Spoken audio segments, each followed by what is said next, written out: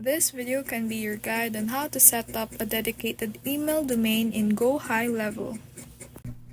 To set up a dedicated email domain in Gohighlevel, you should first log into your Gohigh account and head over to settings, then click on email services, which you can see right here.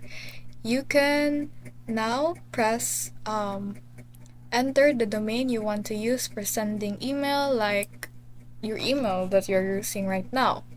Now Gohighh will generate DNS records, typically SPF, DKIM, and sometimes DMARC.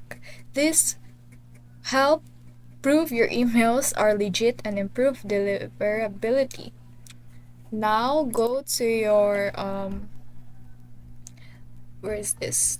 Domain registrar such as GoDaddy or Namecheap and add those records to your DNS settings, and it may take a few hours to verify. Once verified, go back to Gohighh. You'll see a green check mark confirming that it is active. You can now send branded emails from your domain inside workflows and campaigns.